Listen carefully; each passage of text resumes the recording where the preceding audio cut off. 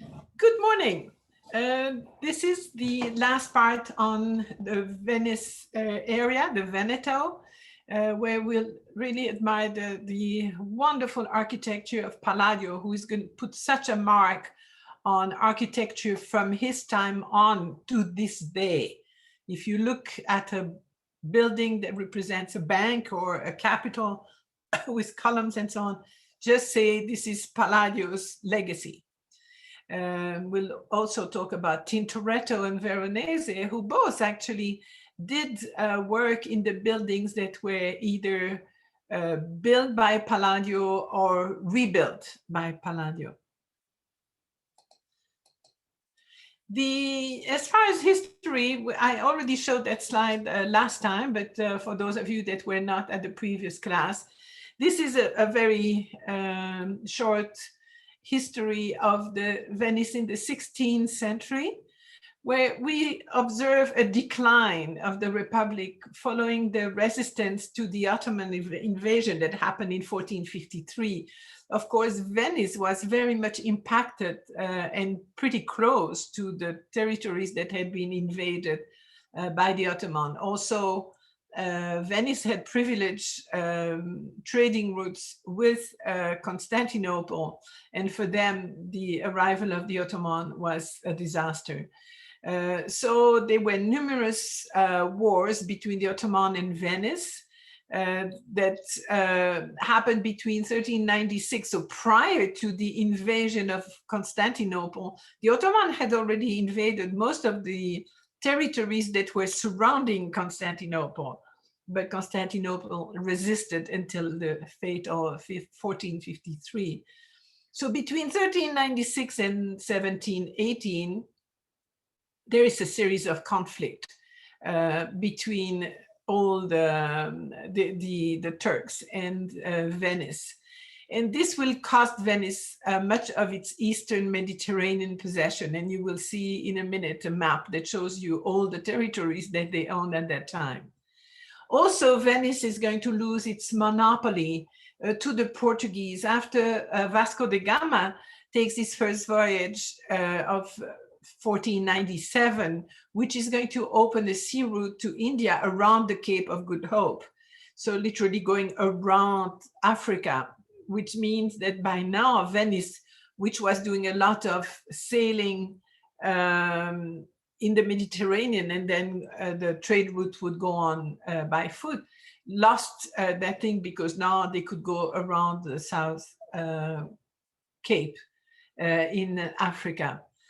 Also, Venice was mostly dealing with construction that were good for the Mediterranean, but not good for the open ocean. They were using oarsmen galley that were definitely not as competitive as the large sailing ships from Portugal and the Netherlands. Both Portugal and the Netherlands had become the biggest force in the ocean for trading to the New World and the Far East. Black Death also devastated Venice in 1348, as it did to most of Europe, but as a harbor, as a port, it was doubly impacted by that terrible disease that, of course, at that time, nobody knew where it was coming from. It's only at the end of the 19th century that scientists realized that, in fact, the Black Death was used to a flea coming from rats. Black Death was not a one-time event. It happened again and again. And in Venice, in particular, the main impact of the main epidemics of Black Death, of plague, were around 1510 when Giorgione died of the plague.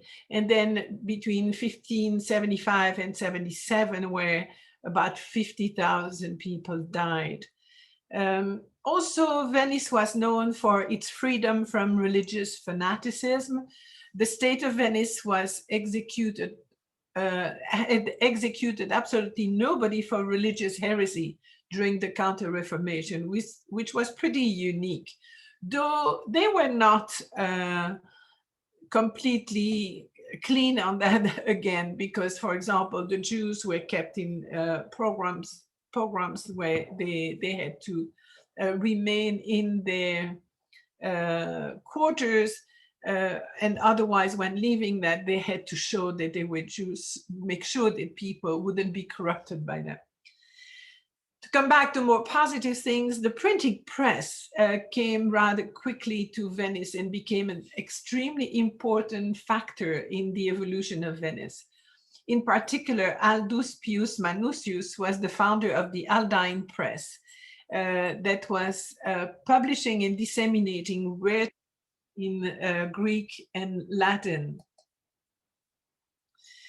Also, in a sense, kind of invented the modern paperback. These were small books, the Inquiridia, that revolutionized, the personal reading, books that could be worn in your hand on your horse, transported easily instead of the large volume that would be used previously. As far as the social profile in Venice, something particular was that the dowries became extravagant, and so much so that it prevented younger daughters in a family to get married. Only the elder one, or the only one that was going to get married, could do it because the families couldn't afford such a large dowry. So many of the younger girls ended up in convents because that was the only thing that could protect her and where she could lead a normal life. So convents were numerous in Venice, but not populated always with nuns who were there for vocation, but more as a protection. So unfortunately, the story goes that many of these convents became almost houses of prostitution, beside the regular prostitution that took place in a harbor city. Of course, you had a large population because of all these single men coming in and getting out. So many of the convents were known for being pretty light as far as the moral were concerned, and some people would even wish that they could burn convents, including its inhabitants. So, sorry, the mouse that hasn't been cured yet, sorry. Yes, there we are. Because of the fame of Venice and of its richness, it attracted the interest of a lot of people. So in 1509, for example, all the people like the Holy Roman Emperor, the King of France, King of Spain, and the Pope Julius II formed a league called the League of Cumbre against Venice, and won at that time against Venice, which lost a lot of its mainland territories, including Vicenza. The reason why I put Vicenza is because this is where Palladio is going to be most of his work. By 1510, the year after, the alliances had changed. And now we find that the Holy League against France is putting together Venice and the Pope. Now, by 1515, France and Venice ally, and in the Battle of Marignano, they will win against the others. And in the Treaty of Noyon and Brussels, Venice gets back almost all the territory it had lost in 1509, including Vicenza. Vicenza doesn't have much proper history. Palladio is probably the biggest name that you can find there, but it's always linked to, is it part of Venice or is it ruled by the Holy Roman Emperor and things like that. So it was a satellite city.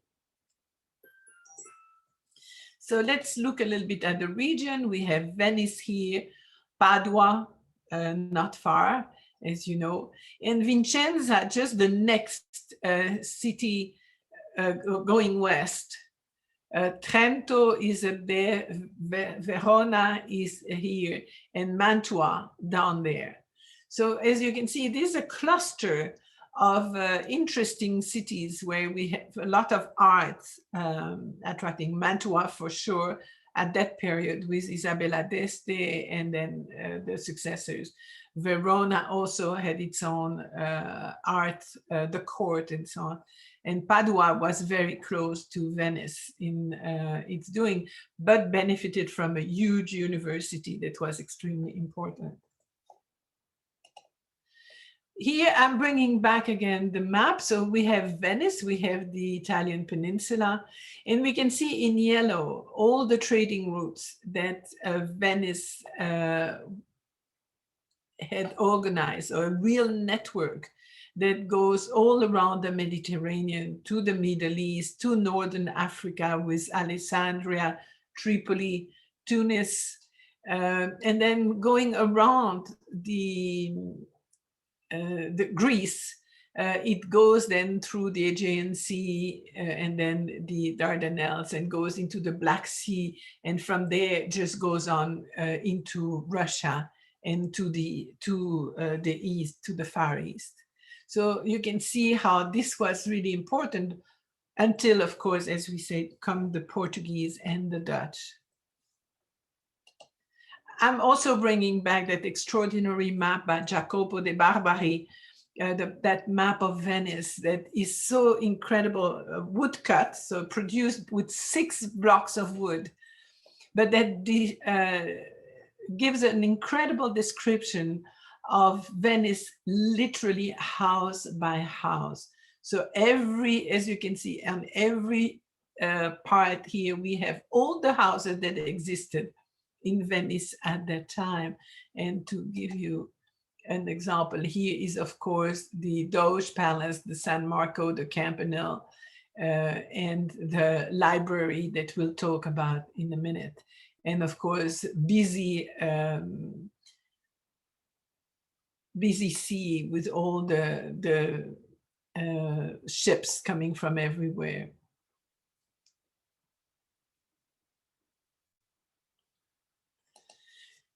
So what does Venice, how is Venice, if you want, impacted by its own geography and by its history?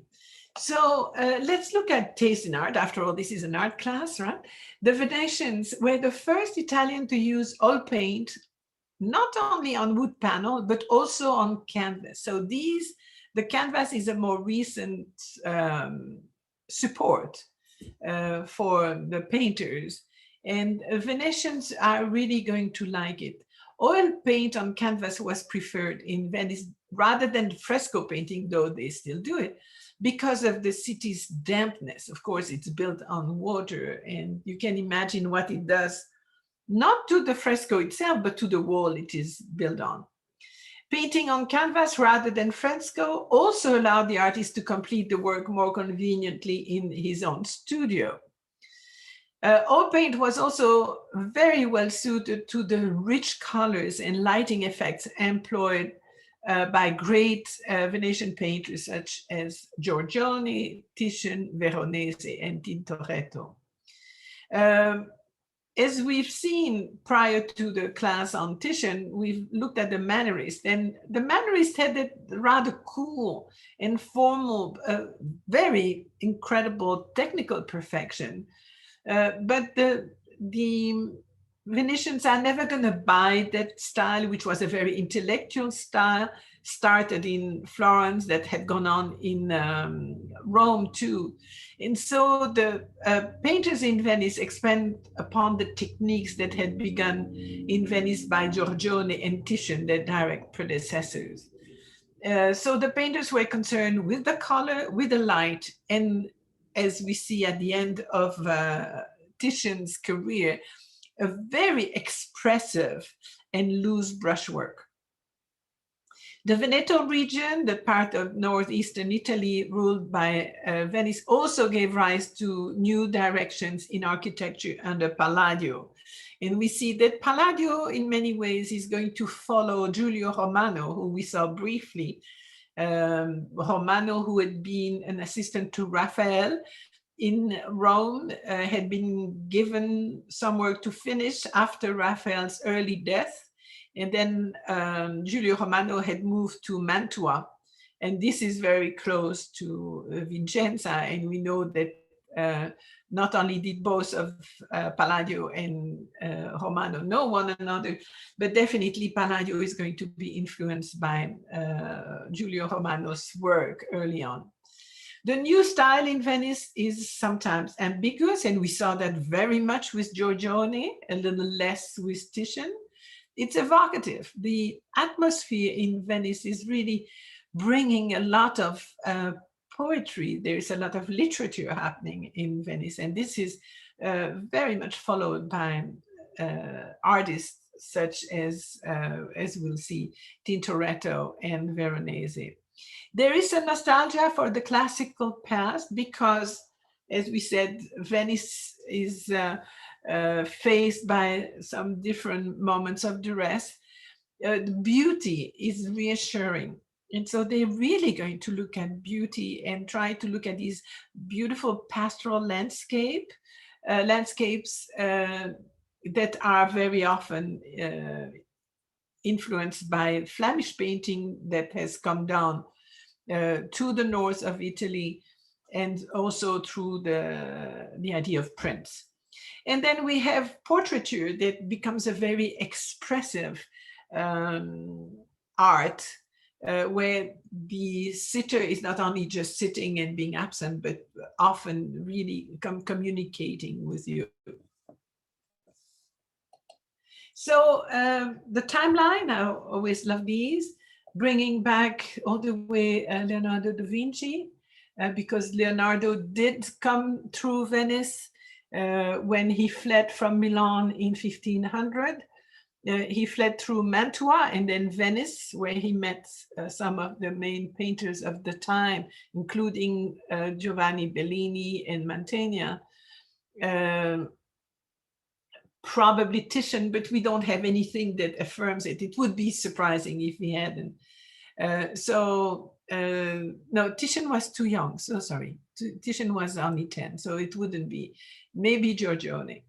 So anyway, Leonardo left its imprint, if you want, in his beautiful sfumato, that magnificent way he had to blur the lines of his figures and the beauty of his landscapes. The early painters that are so influential are Giovanni Bellini, of course, and Mantegna. Mantegna starting in Padua, moving to Mantua, but it's still a lot of his attraction to classicism is going to be important to his followers. Giorgione and Titian, of course, both having worked a lot together. Titian with his enormous career, as you can see, he dies in 1576. Of course, Giorgione dies of the plague in 1510. And then I'm bringing in Jacopo Sansovino, who is an architect who is originally, that's why he's in red, he's from Florence, will then go from Florence to Rome, where he's going to meet Michelangelo and Raphael. And finally, after the sack of Rome, is going to move to Venice. And is going to have also quite a long career and incredibly productive. We'll see in a minute some of the things he did. So our interest today is Palladio, Tintoretto, and Veronese that you can see at the bottom of the screen. Palladio, also an architect, definitely worked at times with Sansovino, but very much influenced by Giulio Romano, as I mentioned. So in Venice, we have two things. We have constructions of new palaces or buildings, though you can't do too much construction in Venice because it's already so much built. And so there will be a lot of reconstructions. In the end of the 15th century, we see a few fires that are going to be extremely destructive, particularly on the Palace of the Doge, but also other buildings. So here we meet again Jacopo Sansovino. This is, by the way, on the right, a portrait by Tintoretto of Sansovino. Sansovino did two things. He replaced the old public mint by what is now known as the Zecca. We'll see it in a second. His masterwork is definitely the Biblioteca Marciana, the Library of St. Mark's, that is the one facing the Doge Palace. The Loggia and all the sculptures around it. The Loggia is the building at the foot of the Campanile. And then various statues. Sansovino was not only an architect, he was also a famed sculptor. So he made various statues and reliefs for the Basilica of San Marco. But the rebuilding is incredible. He rebuilt all these churches, San Zulian, San Francesco della Vigna, San Martino, San Gemignano, which doesn't exist anymore, unfortunately, Santo Spirito in Isola, and then the Church of the Incurabili. But also many of the scuole. So the Scuola Grande della Misericordia, it did only the early plans. Scuola, don't forget, is not a school, as you might believe, looking at the name, but rather a kind of a confraternity that were taking care of people in need in the Republic. The Ca de Dio, Ca stands for Casa, Ca de Dio, the Palazzo Dolfinman in the Palazzo Corner, Palazzo Moro, and then the Fabbriche Nuove di Rialto. Sorry for these.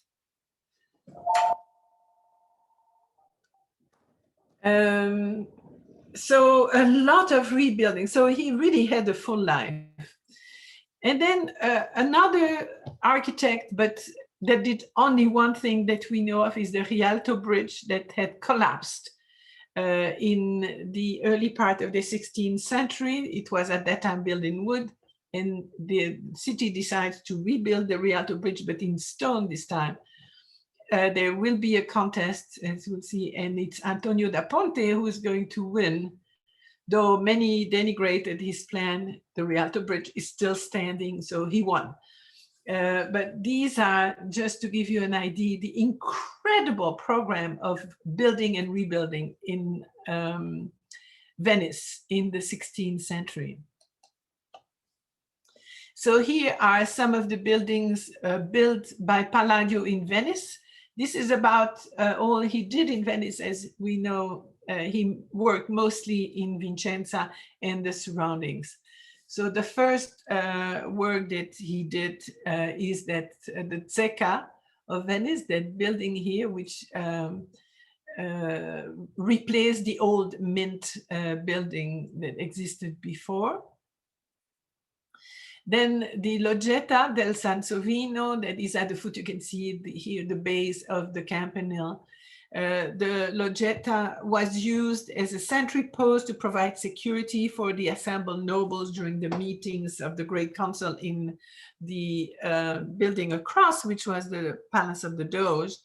But it served at various times as gathering place for nobles, meetings of the procurators of St. Mark, and people that were responsible of the administration of the treasury of St. Mark, etc. And then finally, the very large building on the left, the Fabbriche Nuove, which was, and sorry, there is it should be a double B, Fabbriche Nuove, that was used by the magistrates in charge of the Rialto market. And so they had within, particularly at the bottom level, they would allow the barges to come in and unload some of their goods.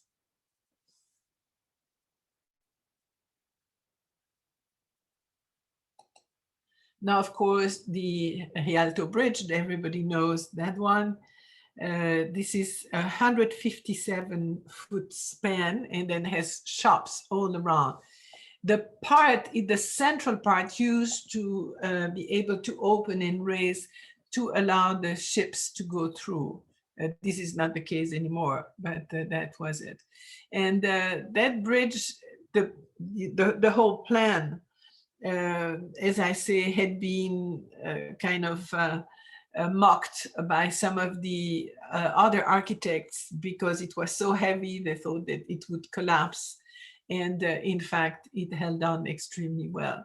So you see the beautiful architecture of the Grand Canal in Venice. And here is the Fondaco Tedesco, which was the big building of the German traders in Venice. So let's look at Andrea Pallano.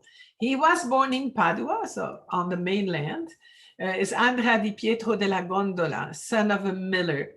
He gained his first experience very often for architects and sculpture as a stone cutter.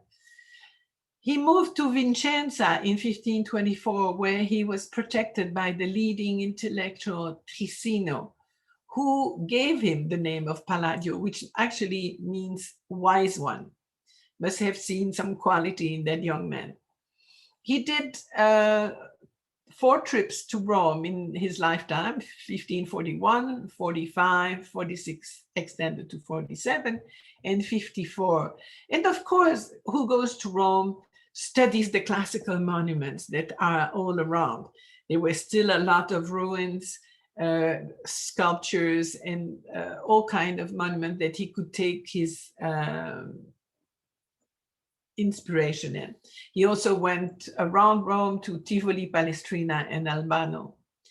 In 1550, at Trissino's death, he benefits from the patronage of the Barbaro brothers, who are going to be extremely faithful patrons of his. In 1570s, probably the most influential thing he did is he wrote I 4 libri dell'architettura, the 4 books of architecture in Venice.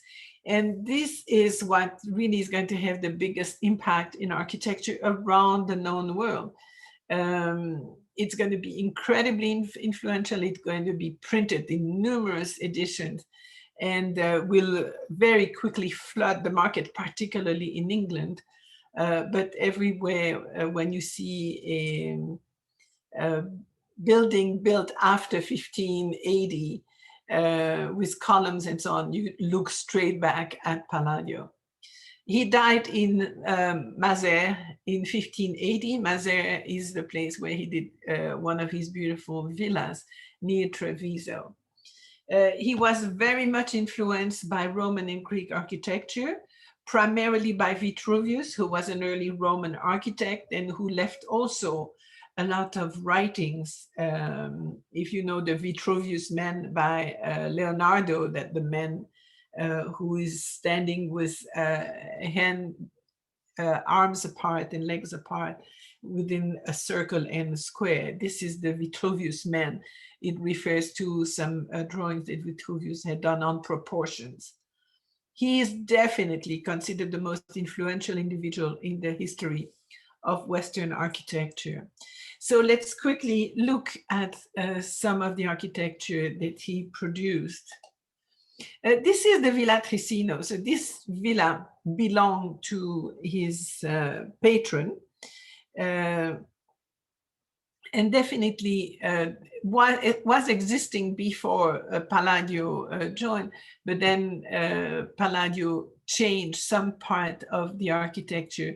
And there we can see very obviously the influence of Giulio Romano on that architecture. Here's the Villa Madama that had been at first put in the hands of Raphael in Rome, but then with Raphael's early death, was given to Giulio Romano, who went on working, but the Villa Madama was never finished because came the sack of Rome and they ran out of money to finish it. But this is absolutely obvious if you see the 3 very large windows here in the middle with piers and Ionian columns that are framing these windows. It's obvious. But Palladio is going to take his inspiration, as any great artist does, and then go on with it and modify it to his content.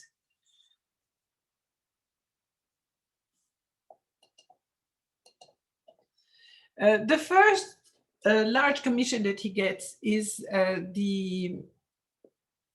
this is repeated in the Quattro Libri that he wrote, is the Villa Godi. The Villa Godi was commissioned by brothers Girolamo, Pietro, and Marcantonio Godi. Took 5 years to be built, and shows the typical early architecture of Palladio, where it's rather stern, it's very solid, it's a large building, but it's symmetrical. And in the inside, the building of the arrangement of the apartments inside is very typical of what Palladio is going to do. The only fantasy in that facade is that recessed loggia that you can see that is entered through that staircase.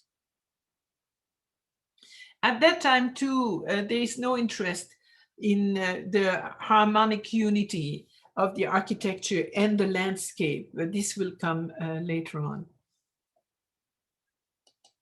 So here's the plan, and so you can see how you go through the staircase here and access that loggia.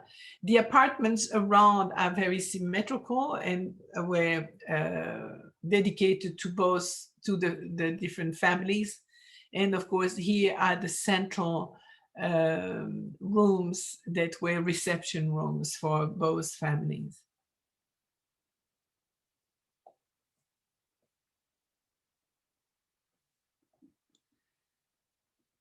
You also had an extensive complex of farm buildings that are not anymore part of the what was actually built. These, we have to realize, most of these very large villas were central to a large agricultural territory. And so people had a very comfortable house, but then all around you would have farm buildings. Definitely the inside is very harmonious. Large rooms that are decorated with either tapestries or frescoes. Of course, don't forget, we are removed from Venice, so frescoes in that countryside is much more easy to do, and many later on will be done on canvas that is applied on the wall. Then, of course, beautiful view of the landscape. And now we start seeing Palladio forming its taste. This is the on the left, the Villa Piovene. This is the design by another architect of the villa by Palladio, Scamozzi, who's going to work a lot, often hired by the patrons to do some modification later on his work. And here is the Villa Piovene. The Villa Piovene becomes really what Palladio likes. You have the pediment and the orders, these columns here in typically Ionian style, and then the body of the villa behind with the apartment. So the central part always dedicated to entertainment, and then the apartments very symmetrical on both sides. As you can see, the loggia is projected out of the house.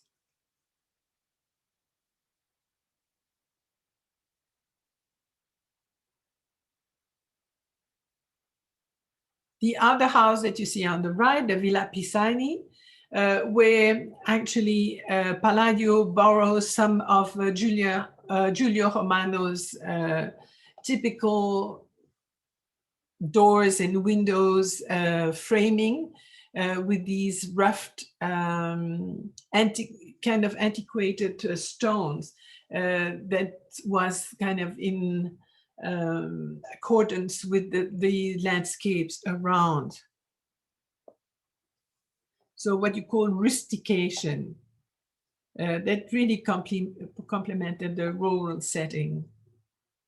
The Pisani, of course, a very known rich family in Venice. Palladio made many houses for them, I think 3, but they had 5 or 6 of them in the region. And this is one of the early one.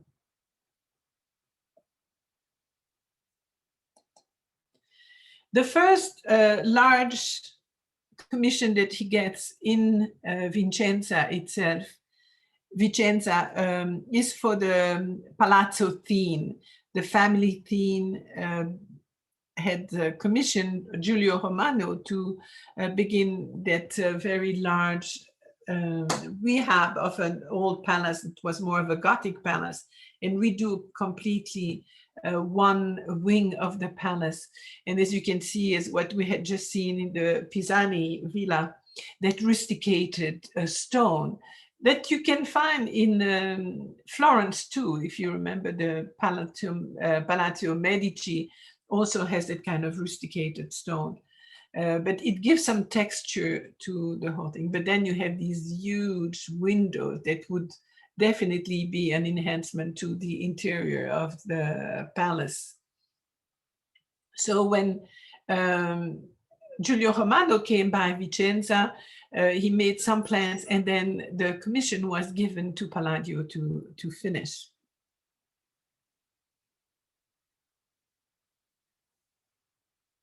At that time, the Theme brothers belonged to what was the high rank of Italian nobility.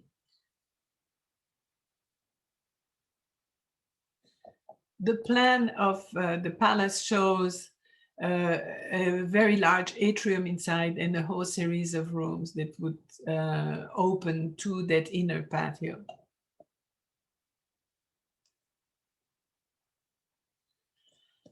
The most magnificent realization that he did in Vicenza is the Basilica Palladiana, as it is named now, with his name. This is now the palace of the city government. Palladio called it the Basilica because he wanted to return, if you want, to the role of the Basilica with the Romans. And the Basilica was a multifunction building in Rome, where you would have not only the court, but also all kind of trading agreements signed and so on. So it was a very important building in the lives of the Roman and around the Roman territories. And so what he did is actually not build a building. You can see in between the arcades, you can see another building inside. What he did is put that arcade all around the old Gothic building that was rather dark, and give it that absolute beauty and rhythm so typical of the Renaissance. And with Palladio, you go back a little bit to the earlier Renaissance with that clarity, symmetry, and rhythm that is so important to the style. Also, it is crowned by a whole series of sculpture and really makes that main square in Vicenza, la Piazza dei Signori, its main decoration. It's absolutely superb. It housed shops on the ground floor, but then inside would also keep having the government of the city housed. The tower that you see there was built earlier, together with the early building. It is 269 feet high and was increased in height. That part was increased and then topped by a statue. His fame really came after building the Basilica. And so he started getting commission from everywhere, including this one in Padua for the Palazzo Chiericati. This was an urban palace. It's built on a city square very close to the port in Padua. You have a two-story facade with a double loggia here on both sides, divided into 11 spaces by rows of Doric columns. That's done here. And then up above, you have Ionic columns. So very interesting. Again, it's crowned with a whole series of finials and statues, but shows again that elegance for such a massive building, the elegance and the the lightness provided by the existence of the columns.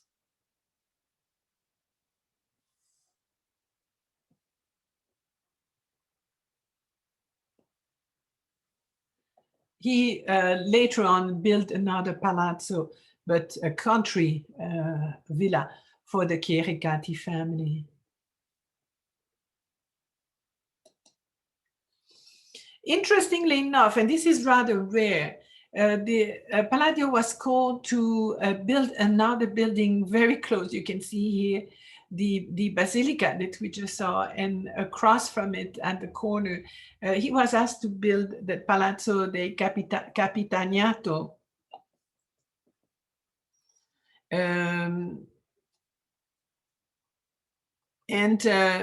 really works again to put some loggias, put some texture, these huge, this time Corinthian columns, not Ionic or Doric anymore, but Corinthian, which is the highest order of the column.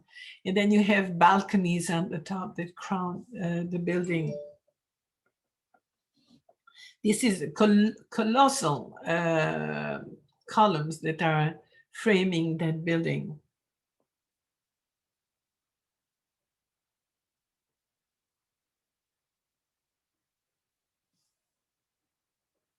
And you can see quite beautiful decoration. I think I have a detail. Look at the work. The columns are not made of marble, but actually of bricks. Then you see a whole series of allegories and then sculptures of different gods and important figures.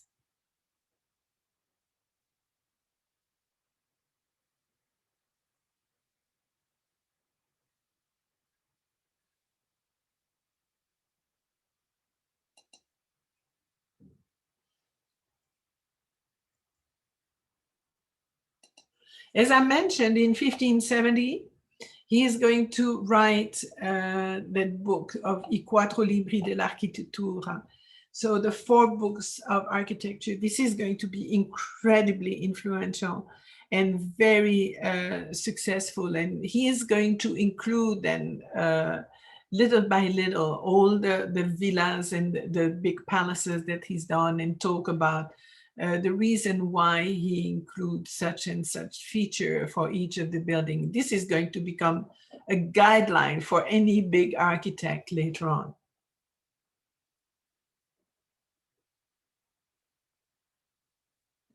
The book was reprinted in different languages and, as I said, circulated widely in Europe. So this is probably what had the biggest impact in Europe at that time. Going on with some of the villa, this is the Villa Cornaco that combined that rustic living and an incredibly imposing space for formal entertaining. This is located close to Padua, and is really that mixture of Villa Rusticana or Rustica, the country house, but also you have great spaces inside for entertaining. So we come back again with a rather plain main body, but then you have that imposing entrance with the pediment on top, and then 2 different orders of columns. You have Ionic columns here and Corinthian up above, which would be the proper order. You have the grand staircase, and this leads here is the plan. So you come in here, and then you have the beautiful room that is supported by 4 large columns. And that gives you an entrance into the other entertaining rooms of the bottom floor. Then at the piano nobile, the upper floor, would be the apartments.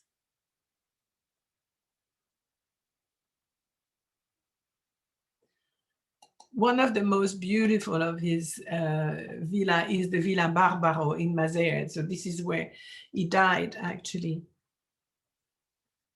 Again, this is a large farm on reclaimed territories, and you have that evocation of antiquity. It's actually quite influenced by the villa of Pliny the Younger outside of Rome. Pliny the Younger had that seaside villa near Rome that was very famous and probably reproduced by Vitruvius. It is called either the Villa Barbaro, or the Villa di Maser. It's not far from Treviso, by the way. And really, there are some trips that you can take now to, if you want to be a little bit outside of the beaten path. Take one of these trips that take you all around the Vicenza region and Venice to see the works of Palladio. Also, what is interesting is that it was then later on decorated, and we'll see that, by extraordinary frescoes by Veronese inside the villa. The villa has a semicircular courtyard that is in fact repeated in the back by an nymphaeum, which is that kind of secluded antique garden with series of sculptures and fountains and so on. So Palladio planned the villa on low lines that extended in the park. As you can see, you have the central body, again, the pediment, and then we have the columns with Ionic capitals, and then you have the apartments that are on both sides. And then you would have all kinds of farming buildings around.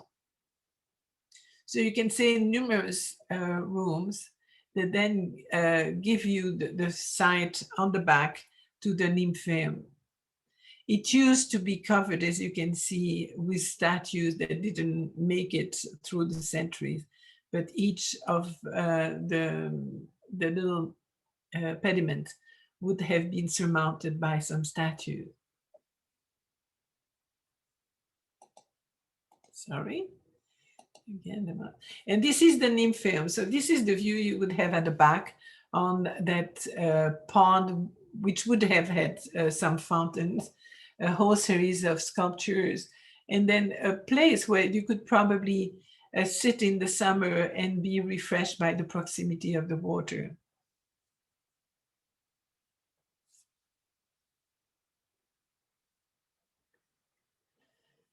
One of the most famous of his villa is, of course, and again, sorry, yeah, and my mouse doesn't want to behave. Okay, is the Villa La Rotonda. And the Villa La Rotonda has been incredibly influential all over Europe and the United States. We'll see that in a minute. But it's extraordinary because of that symmetry. It's a central plan. You have 4 staircases that access the place. So everything is really based on the ideas of Vitruvius, of the circle integrated into a square and to perfection, which was the circle, of course, being the perfect geometric form. And so the circle integrated in a square is really what Vitruvius was looking for. It's a very beautiful place. Unfortunately, was let go for a while and was quite damaged. It has since been taken in hands by a society that takes care of it and repainted. It was because of its importance. Also, all these works, you have to realize, were entirely painted inside by frescoes, most of them, and different artists that are by now not very known. This one was painted by Ludovico Dorini, but were not even integrated into Palladio's plan.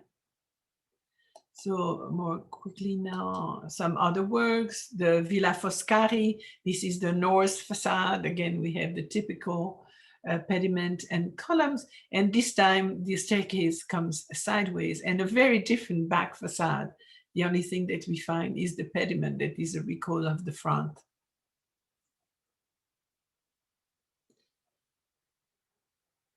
The Villa Foscari is also sometimes known as La Malcontenta. It's just because the village next to which it is built is Malcontenta. Now, he also built some churches, and one of the largest one is the San Giorgio in Venice, that is on that island just across from the Piazza San Marco. This was a large monastic building, and he actually was in charge of rebuilding the church. The facade that you see there was done later, was replaced by Vincenzo Scamozzi in 1610, so shortly after Palladio's death. The dome itself has a diameter of 40 feet.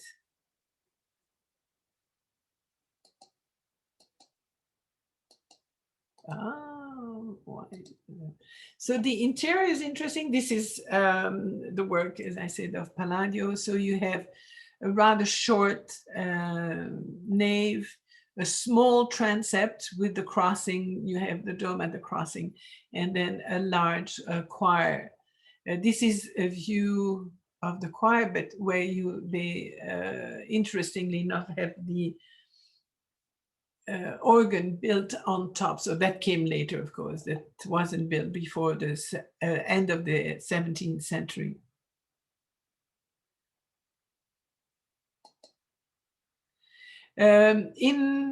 Also in Venice, we have the Il Redentore church built because of the lack of space, couldn't have a very much a protruding facade, but you have then the integrated piers with Ionic capitals and the pediment, and then the dome at the crossing. Very beautiful inside. It's still a very tame type of art. You have the integrated columns with Corinthian capitals, and then the choir that is surrounded by full columns.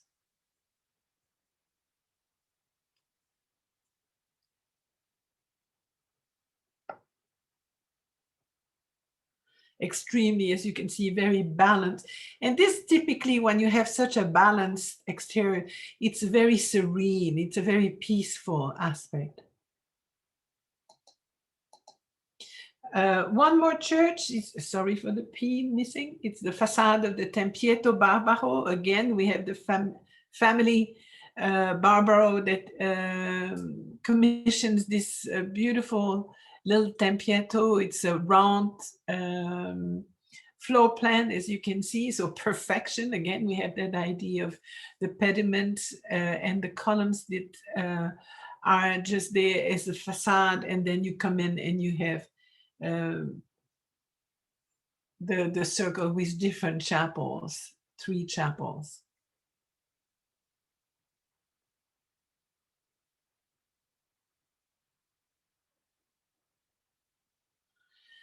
His ultimate work is going to be quite interesting. It's in Vicenza. It's the Teatro Olimpico, which is a direct compliment, if we can say, to Roman architecture. It really recalls you some of what we can still see around, like the library Celsius in Ephesus, or in Spain. We also have these beautiful buildings with 2 or 3 different levels. And here is the theater located in Vicenza, and it's actually was at that time the first permanent covered theater of modern times. What is really interesting also, that he had built these streets fanning out of the stage, the central stage, to give a sense of depth in the perspective out of the stage. Just extraordinary view. Here is a view of these that were built with wood and stucco.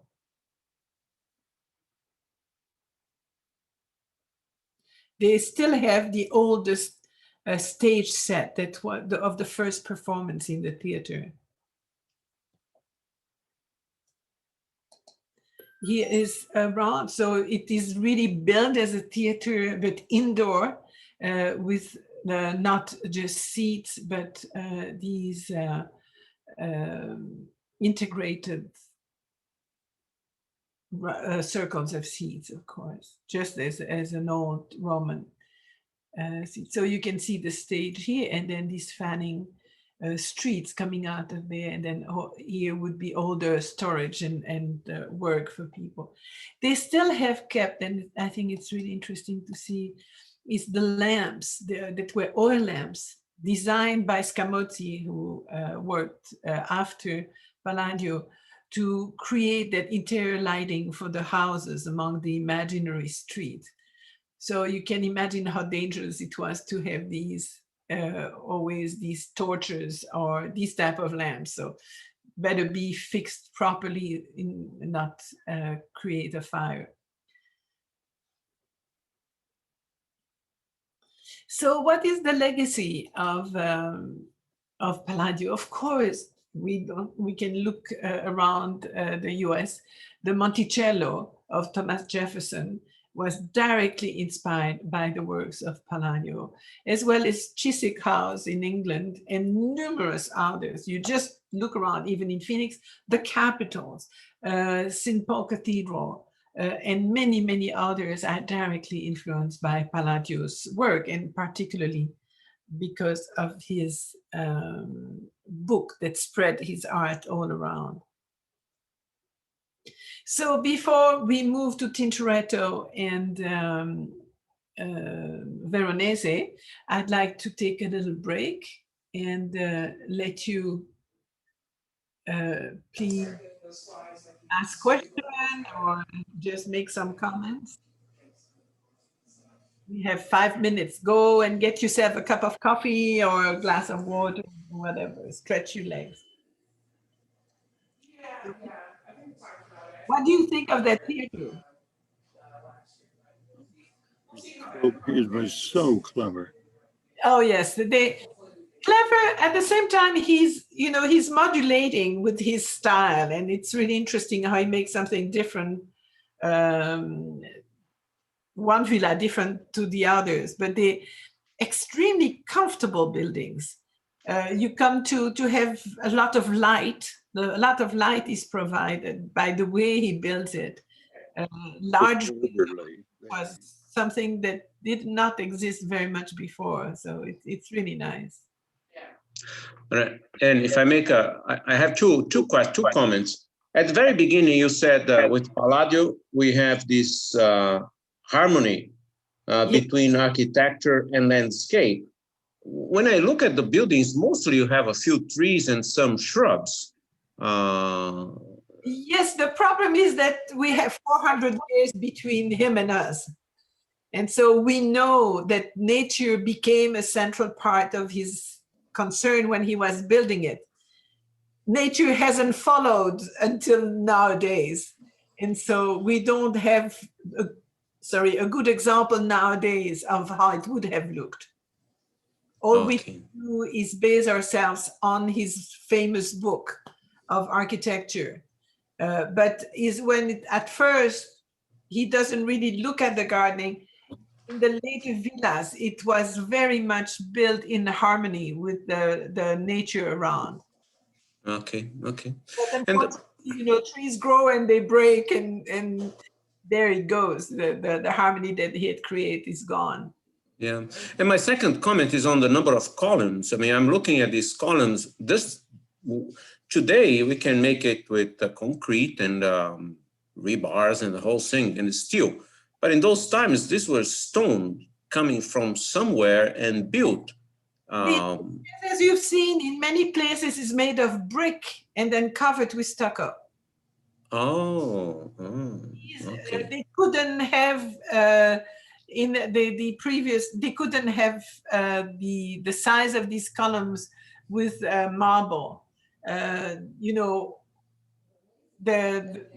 you look at the Pantheon in Rome, for example, they brought these columns from Egypt.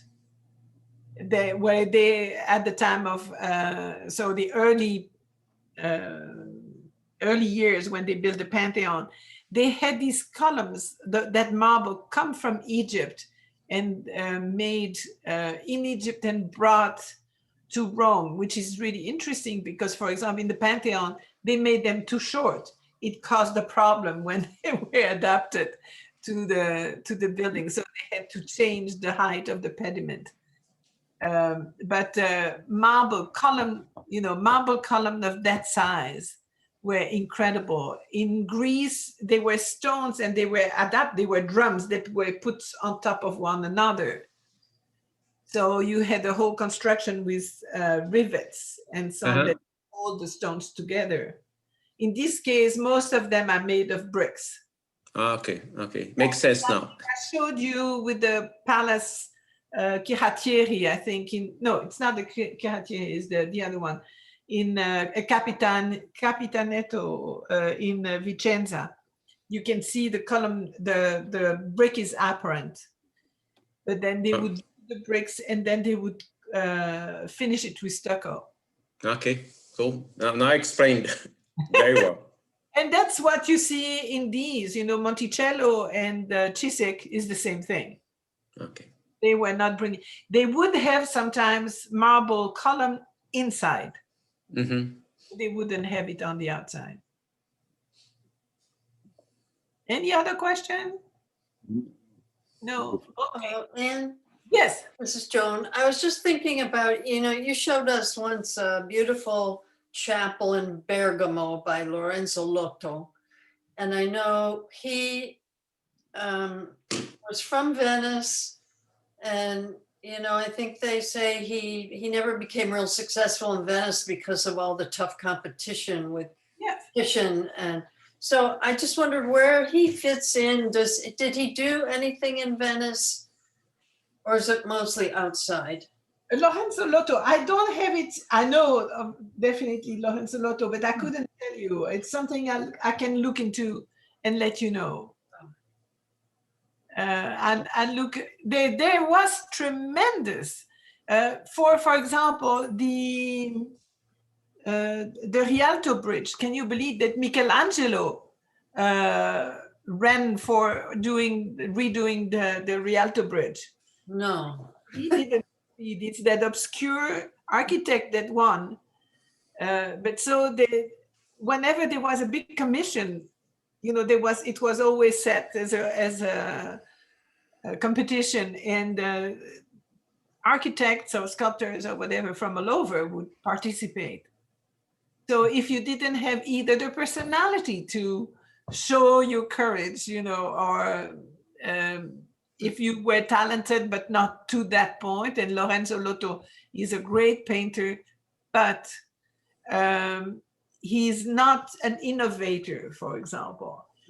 And so that's always the problem. And gosh, I can spend my whole life talking to you about a 100-year span because there are so many painters.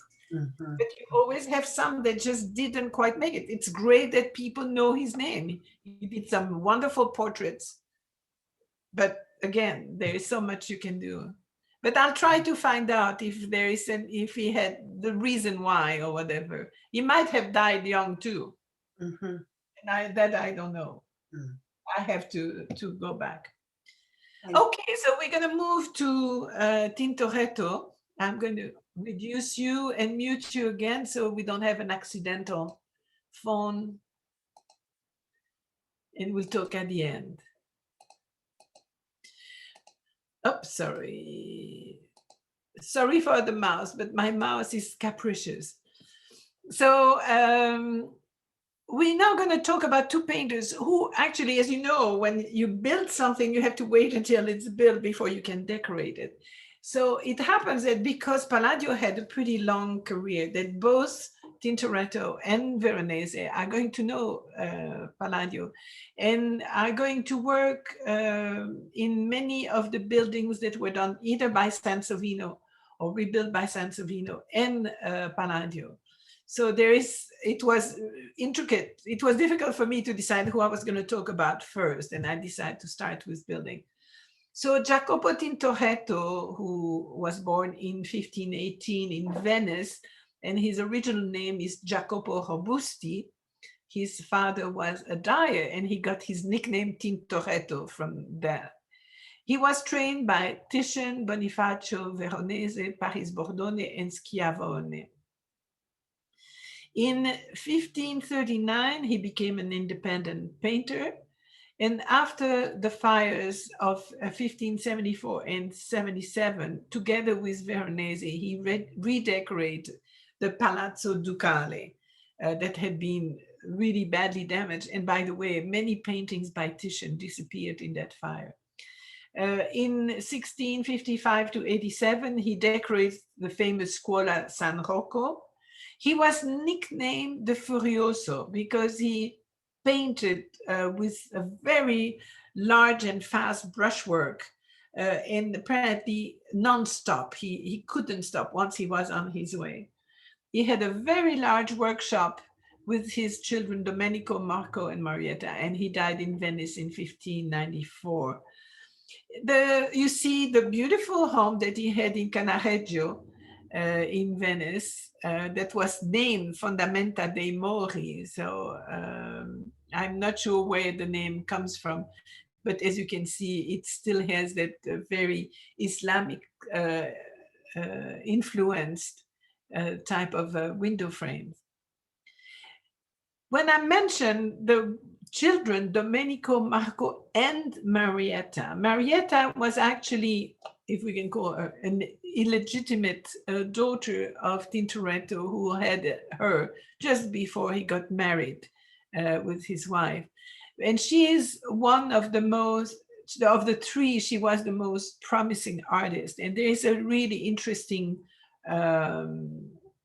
story about her. She worked very closely with her father, who absolutely adored her.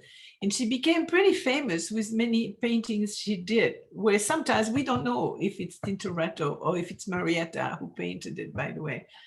So much so that the King of Spain wanted her to come and become court painter in Spain, which Tintoretto absolutely refused. And I'm moving to the next image. Here is the self-portrait of Marietta Robusti, not showing as a painter, but as a musician, by the way. So she was asked to go to Spain, and the father refused and very quickly married her to a younger man that he knew. And so this would absolutely solidify her presence around Venice. She married him and unfortunately died a few years later in childbirth. So this was a moment of total desolation for Tintoretto, who really felt horrible for the disappearance of his daughter. So we're going to go through some of the work. I couldn't show you earlier works because he produced so much that I'm decided by lack of time that I was going to show you his greatest realization.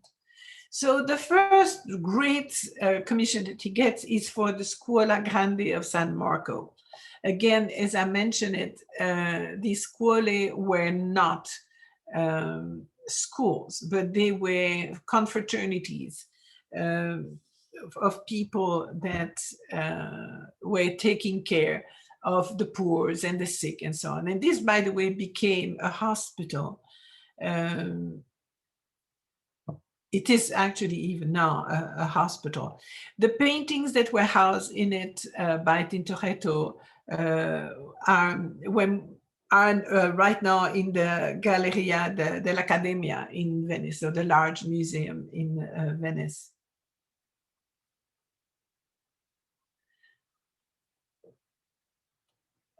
So I'm going to show you three of the main paintings. This is probably some of the famous early work of Tintoretto. This is made in 1548, and it's the famous Miracle of St. Mark freeing the slave.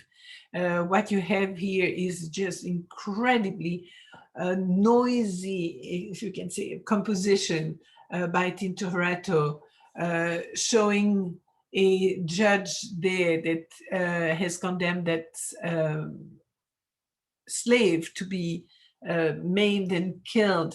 And at that time comes Saint Mark, who disturbed the whole thing and breaks up, just by his power, the tools of the martyrdom of that slave that is on the floor.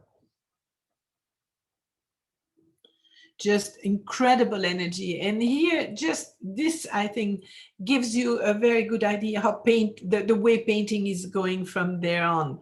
This is very much the first taste of Baroque that we find, is that incredible movement, the richness of the colors, the torsion that is a little bit mannerist, that is going to be part of the, let's say, gentle mannerism of Tintoretto, the incredible representation of Saint Mark coming down and saving the slave.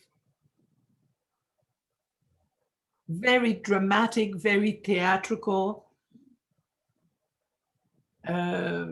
He definitely has looked at the works of Raphael in the fire in the Borgo. There is very much a flavor of that in this work. Here is a blow-up of the slave, a very paler figure of the slave with all the ropes and the wooden peaks that were supposed to kill the slave, that are just breaking apart. The hammer is broken too, and the hatch too.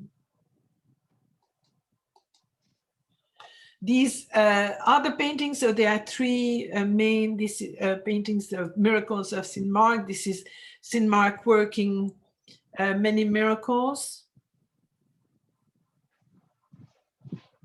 It was assumed at the time that this showed the rediscovery of the body of Saint Mark, but in fact it shows different miracles of the saint, saving a man that is falling from that upper feature, and you have other people here that are cured of disease, and so on.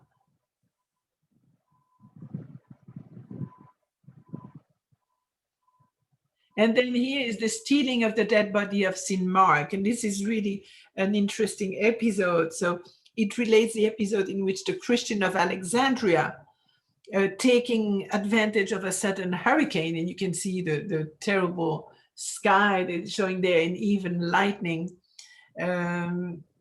They take advantage of that hurricane to take possession of the body of the saint, which looks very much of a Michelangelo body when you see it.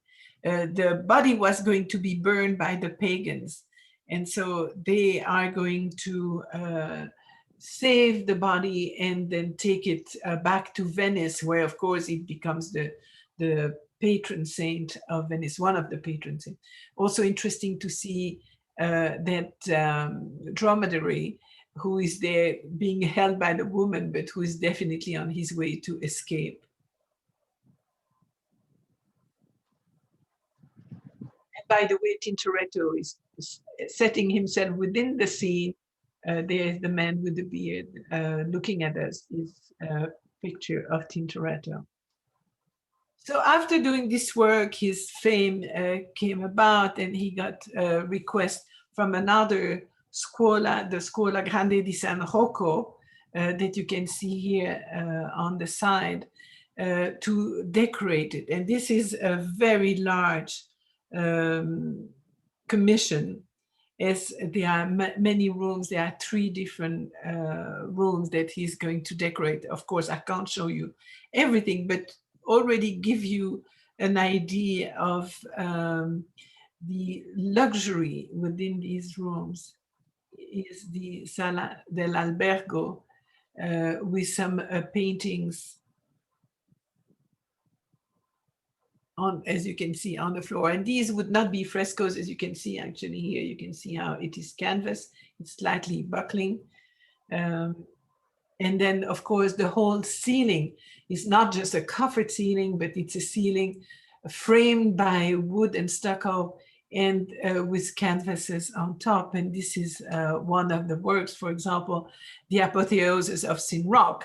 Saint Roch in English is San Rocco, in Italian is actually a French saint coming from Narbonne, and who came to Italy as a pilgrim to go to Rome, and on his way discovered people suffering from the plague.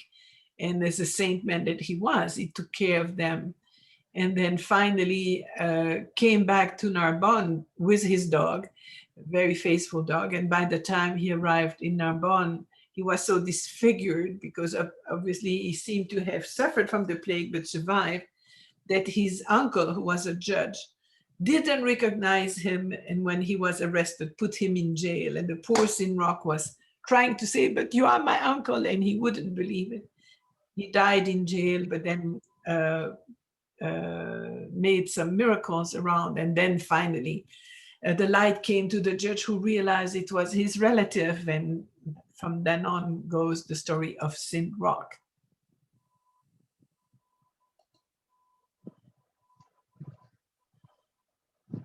I'm missing again. This is a part of a painting in that same room. It's a crucifixion. This is all on canvas, by the way, so very large canvas, an incredible scene of a Christ who you can barely see the cross on. It makes me think of Salvatore Dali almost, in the way he's set with that incredible light that comes around. All his family and friends are there, have collapsed at the foot of the cross. And then you have incredible life all around with Longinus and his lands and other people, crowds that come on horseback or others. Just very much a lively theatrical scene. And you can believe that theater had really become important in Venice. And so the painters are really relying on that inspiration to produce such incredible scene. This is one of the thieves that is raised there. The other one is on the process of being attached to the cross.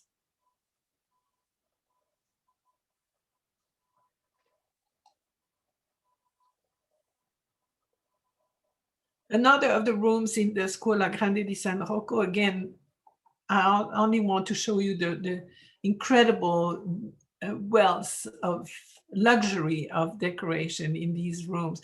And there we find definitely marble on the floors and on the columns, huge ceiling, heavily decorated, many of these being by Tintoretto. This is one of the central ones showing the brazen serpent.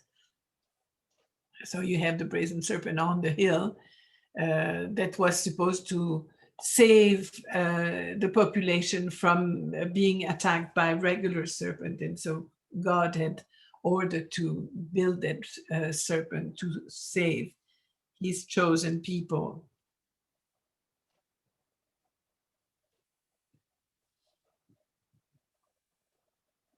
We have also to keep in mind that at that time, Venice was ravaged by the plague. So this was an image that would have been familiar. And then another one in that same room shows Moses drawing water from the rock.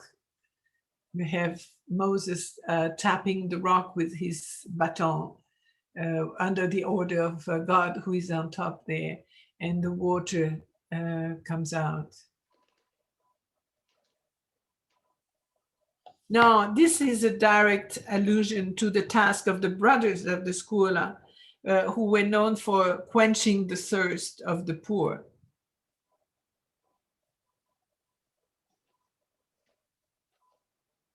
And the beautiful image here of God the Father that's leaning on that cloud. Again, very theatrical, tremendous light, but a lot of chiaroscuro already, which is really that first taste, if you want, of what's going to see in the end of the 16th century and definitely in the early 17th century. and the resurrection of Christ still in that large room. Again, the colors are quite interesting. It's not as vibrant, but it's again very theatrical. Don't forget, again, in the theaters, the light was only torches, so you couldn't see the details of color as well as you do it when electrical light or on the outdoor. This is very much influenced by theater.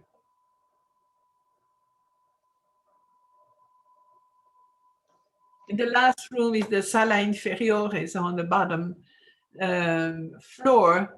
That is very different to the others. The ceiling supported by columns, large windows, and then the altar at the end. Tintoretto was also asked to decorate his favorite church, which was the Madonna dell'Orto church, and whereas the architecture is definitely earlier. As you can see, it's just past the mid 15th century, sorry. The interior needed decoration, and Tintoretto, who's, by the way, buried in that church, and the entire family, painted the whole program in the choir. And this is some of the paintings, the presentation of the Virgin, where we see now diversification of the color scheme by the painter. Again, it's a very theatrical representation where you have the grand priest up there, and then here you have the Virgin is stepping up to him, pretty much alone when you see that. And you have other mothers coming there and poor people waiting for alms.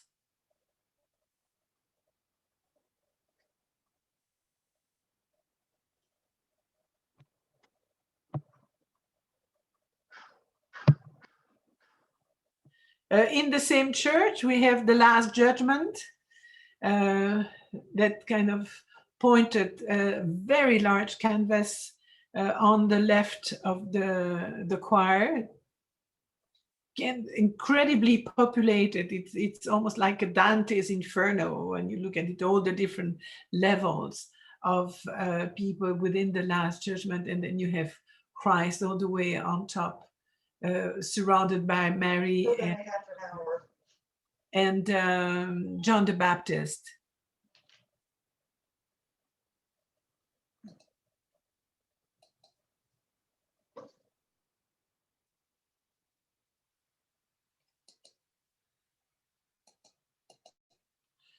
And across from there is Moses receiving the tablets of the law.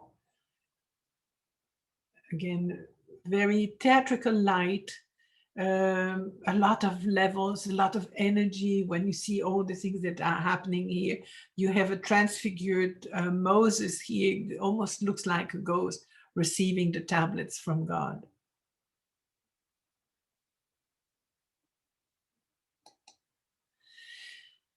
One of the largest work that he did is also in the Doge Palace. As we know, there was a fire, and a lot of the works that were in the Palace of the Doge burned, including many Titians. And so he was asked to paint several. It's not the entire room, but including the very large painting at the back, and for which there was quite a competition too, which is Paradise. But I like to show you this room with people in it because it gives us an idea of the scale of that immense room in the La Sala del Maggior Concilio. So we're going to look at that last one, which is the Paradise. If my mouse, that's it, sorry. I have to take it off. Here's the view of Paradise. It takes that entire end of the room, where again you have Jesus, Mary, and John the Baptist that are supported by a choir of cherubs that are all existent all around. And so you see that incredibly heavily populated scene with all the different sort of people that are populating paradise, the virgins and the clerics and all that.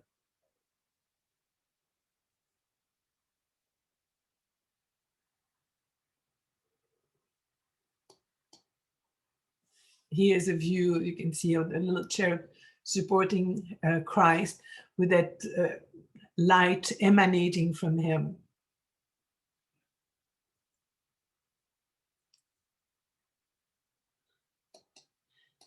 He was also asked to produce a large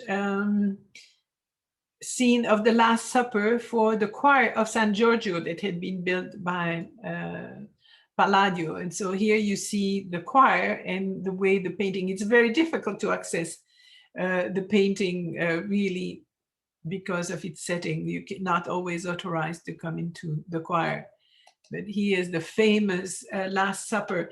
And if you can in your mind contrast it, for example, with the very quiet and symmetrical Last Supper of Leonardo da Vinci, this is so different, where you almost looking where is Christ and where all the apostles, who are all these people around? You know, you have servants and you have people bringing food and drinks, and then you have angels all around. So this is so, again, the art of Tintoretto, you can compare it to a great symphony orchestra because there is so much going on.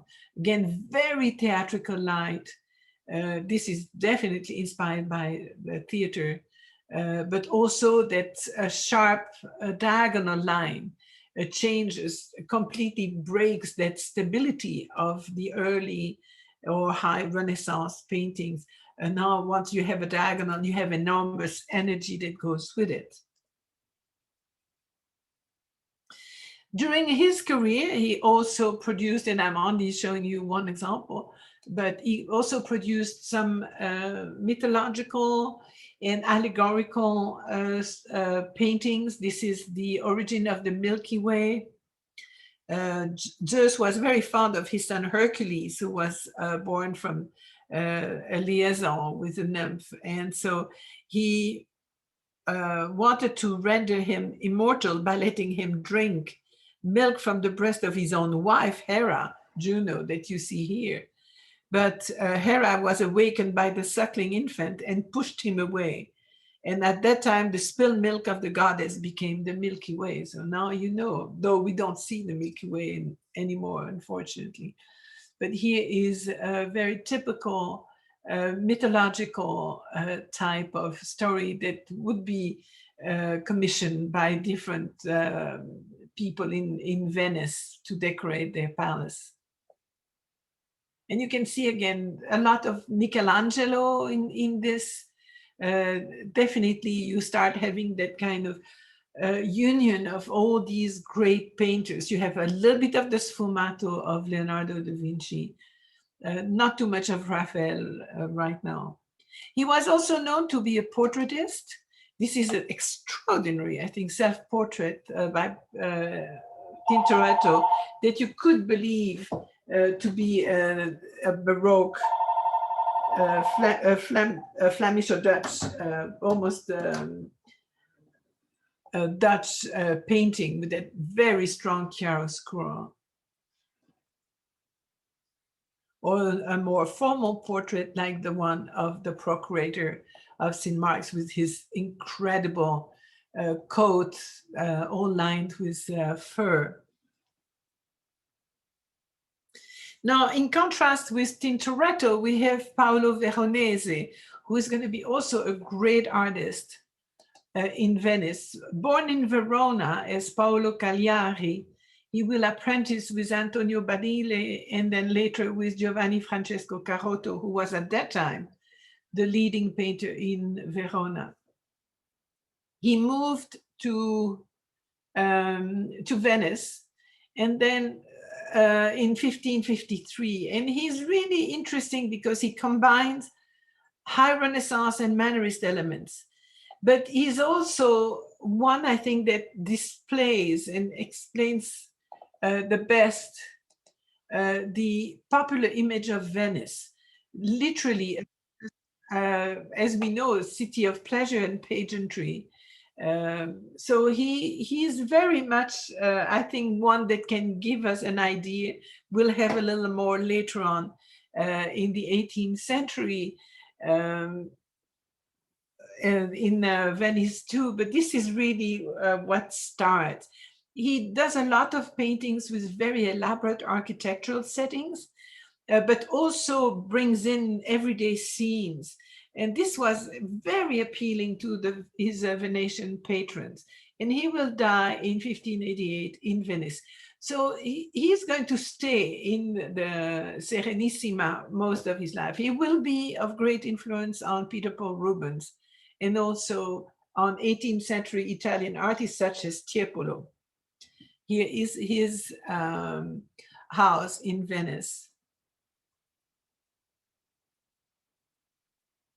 I'm going to show you a few of the paintings to give you a taste of what he was doing. This is an early work of the conversion of Mary Magdalene. The scene is not quite sure. It could also be the adulteress. We're not quite sure. But this is very interesting because if you see the coloring is completely changed from Tintoretto. This is actually a very Mannerist palette when you see with this kind of green that are not quite green, the yellows and the blues that are very intense without being deep, and a lot of contortion that would be typical of the Mannerist period.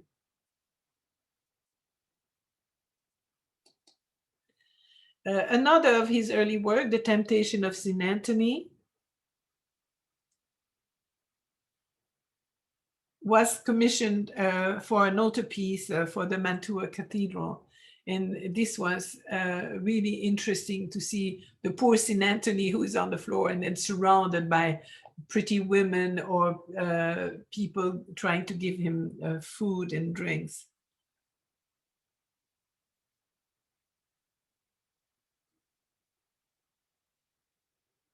So this was actually a commission for a church in Mantua by the Cardinal Ercole Gonzaga, so that's of the ruling family, for one of the side altars of the cathedral.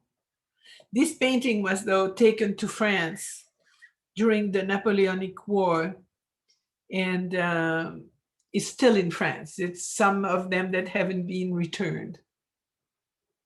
What can we see as influence in that early work of Veronese? Definitely Michelangelo, but also some of Giulio Romano. He will be asked, together with Tintoretto, to decorate the famous Marciana Library that had been built by Sansovino. And so here you see the Doge Palace and just the library across from it. This is the view of the library inside. Again, incredible luxury. You would spend your time, I think you should go on a bed on wheels to try to look at all these extraordinary paintings on the ceiling and then between the different windows. And many of these works were done by Tintoretto, and there were a few more painters that were asked to participate to that library.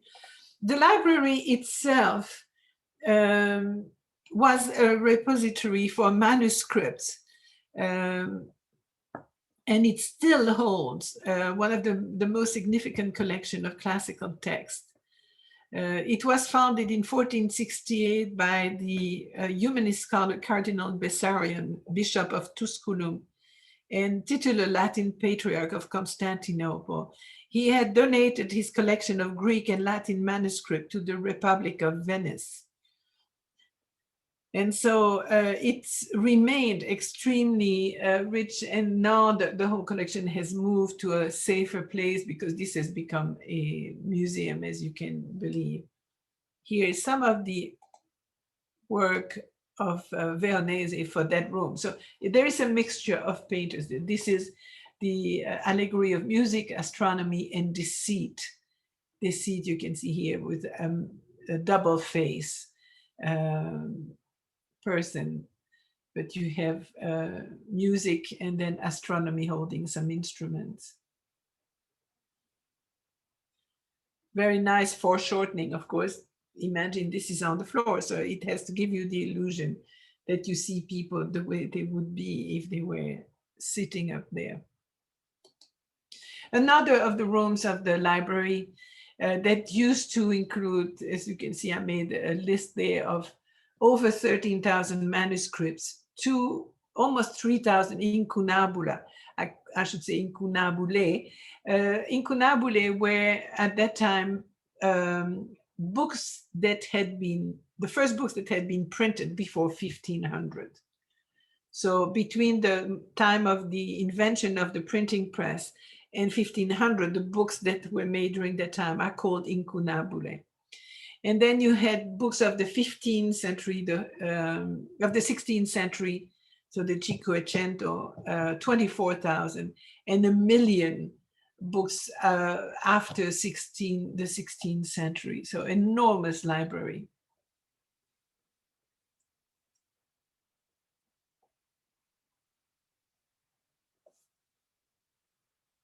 So since the early part of the 20th century, most of the collection is housed in the Zecca that I showed you before. That was the former mint of Venice. And here's another work by Veronese, beautiful representation of Plato in a niche. Very rich in color. The palette of Veronese is going to turn out to be extremely beautiful, but very muscular, very imposing figure. For Plato, that we know was not particularly tall or handsome, it's quite amazing.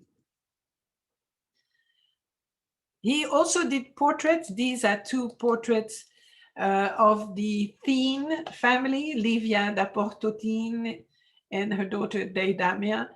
And then on the other side, the Count Giuseppe da Porto with his son Leonida. And of course, these are the owner of the building that we saw, the Palazzo Theme by Palladio. So they are that kind of link between Palladio and Veronese.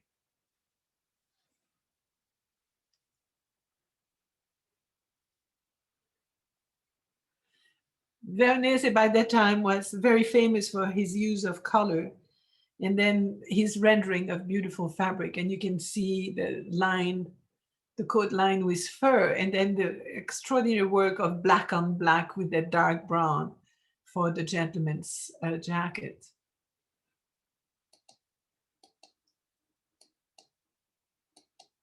He was also asked to make the portrait of Daniele Barbaro. So this is part of the Barbaro family. We saw also the Villa Barbaro by Palladio. So again, we have that very close encounter between Palladio and Veronese.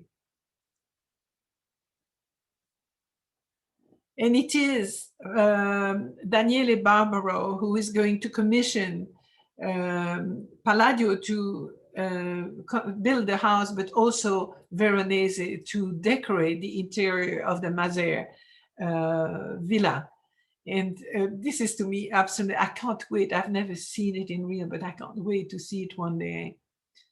He is the inside of the Mazer. So this is the inside of there is a room that's in the form of a cross.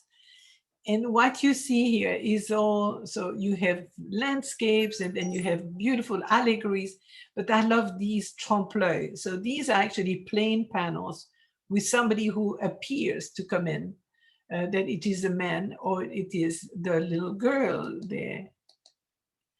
And you see her with that little smile. She's curious of what's happening in the room when she's not there. And you're always surprised when you go around that whole house of all the trompe-l'oeil by Veronese. As you can see, that mastering of the colors is extremely rich palette. La Sala dell'Olimpo.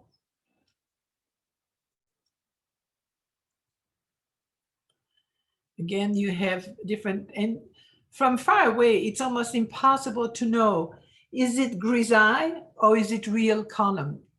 So you really have to be there on the spot to know that this is a flat surface and you have a pretension of having columns, or is it really marble columns with bronze statues? And in this case, it's just painting. It's a flat panel. The top, the same thing. You have that feeling of a balcony and paintings behind. This is all flat panels. Even in this allegory of divine love, which is that the ceiling at the crossing of one of the main rooms, you have the central image of the allegory of divine love. And then all around, little cameos, these are first saints, but then all around you have spectators, servants, part of the family household, or one of the Barbaro himself, looking there. Again, this is part of the ceiling, and I'm just going to show you. Here you have the illusionary door of the lady of the house, with a parrot and a little dog and a servant behind her, but which is actually purely painting, including the balcony. Same thing with the young men here at the back. Here, this is Daniele Barbaro himself when he was younger with his hunting dog.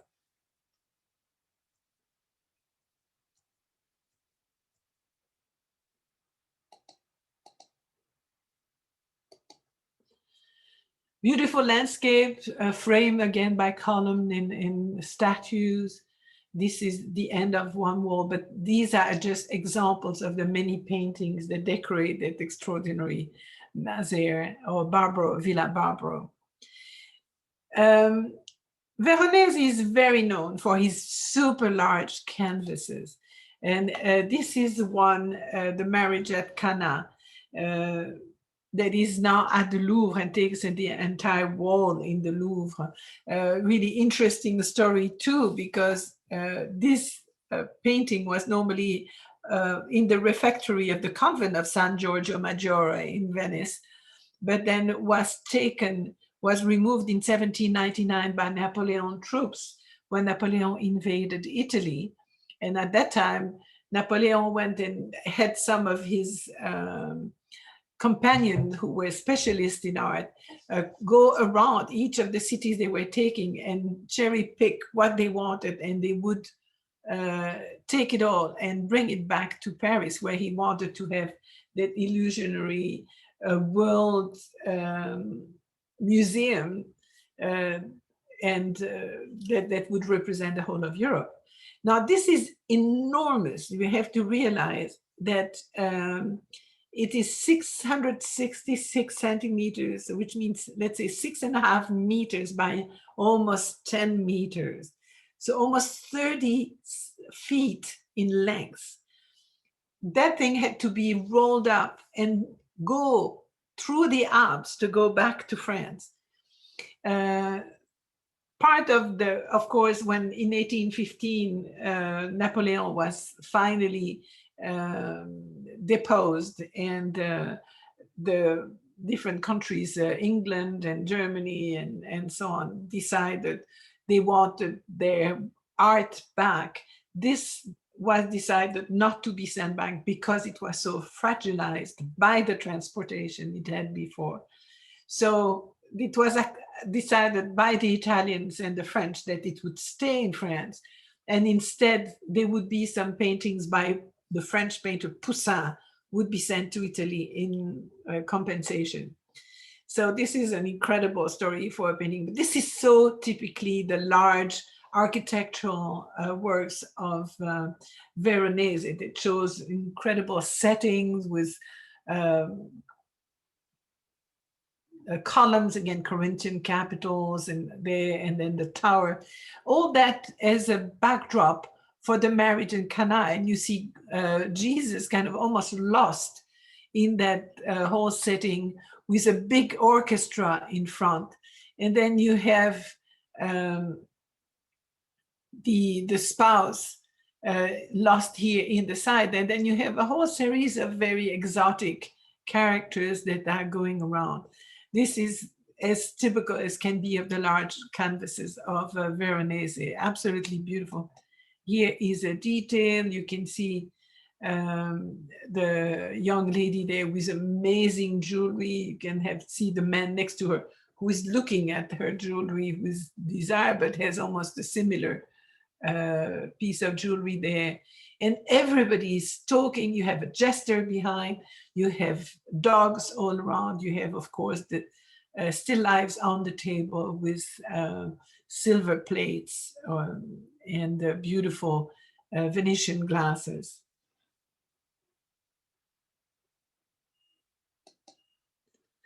Another of the large one that is at the National Gallery of London is the family of Darius before Alexander. It was painted for one of the palace of a Pisani family. And it shows a really interesting thing is that Darius, who had been vanquished by Alexander, is presenting his family to the winner. And of course, they don't have neither the feature nor the costume that would correspond to a Persian king. But really interesting to show the fact that at that time, Alexander, who is known to be a very stoic ruler, decided he wouldn't take the wife of his of the vanquished Darius as a slave. And so he's showing the great soul of his. Again, we have beautiful architecture setting all around, people looking, the crowd attending that very moment. Also important is the one here, the feast in the house of Levi. This one has also quite a history because it corresponds now to just after the Council of Trent, where the church had started ruling on a religious painting that they couldn't represent things that were not written in the book, so you could not add figures to scenes the way you wanted. And so we're not quite sure what the original title was, probably a Last Supper, but because of the quantity of extra staff, if you want, around Jesus, Veronese was called in front of the Inquisition to justify who was sitting there, and so he had to rename the painting by Feast in the House of Levi, because that could then explain and justify why there were all these people moving around. So we will talk about the result of the Counter-Reformation and how that's going to impact a lot of the painters. Here's a detail of the gentleman that you see there talking. So there is so much going on. You have a dwarf here and a little black page. So this is a slave who was employed by the supposedly the House of Levi. He's also going to ask to participate to the redecoration of the Palazzo Ducale. So this is in the view, la Sala del Collegio in the Palazzo Ducale. Again, incredible wealth, beautiful ceiling. And there you see a change in the color scheme that is much closer to what Veronese was doing compared to Tintoretto, who is has a much darker palette. He was going to be asked to paint that painting that you see here at the back, where the throne of the Doge would stand. And he is the votive portrait of the Doge Sebastiano Venier that is presented to Christ.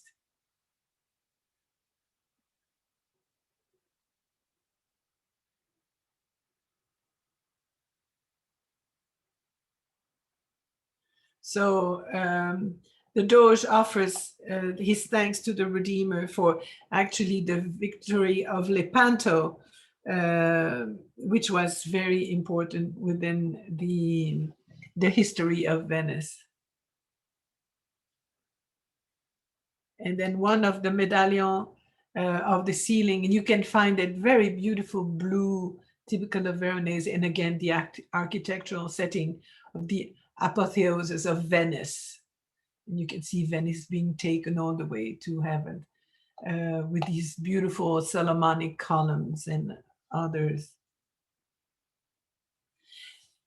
The same way as Tintoretto, because there was a great taste for it in Venice, he was also asked to make many paintings with an erotic undertone.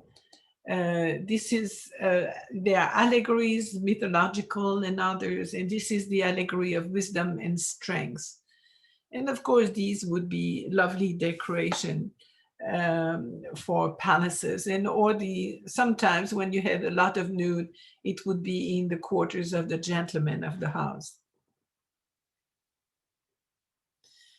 So you have Cupid, who is standing there, who is actually giving the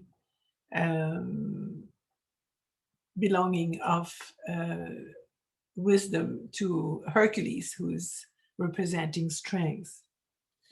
So this is the absolutely mesmerizing landscapes. We saw 2 classes on Venice and its surrounding. And it's, again, I think somebody had made a comment how much money there was and how much wealth. And definitely, I think in these great decoration of the Scuole and the Doge Palace and the library, we've seen that. This is going to be very much in contrast with the next class, which is going to talk about the Reformation and its challenges. And so they will just follow how religion is going to have a tremendous impact on the composition, on the subject matters, also taking advantage of prints. At this time, I'm going to stop the recording.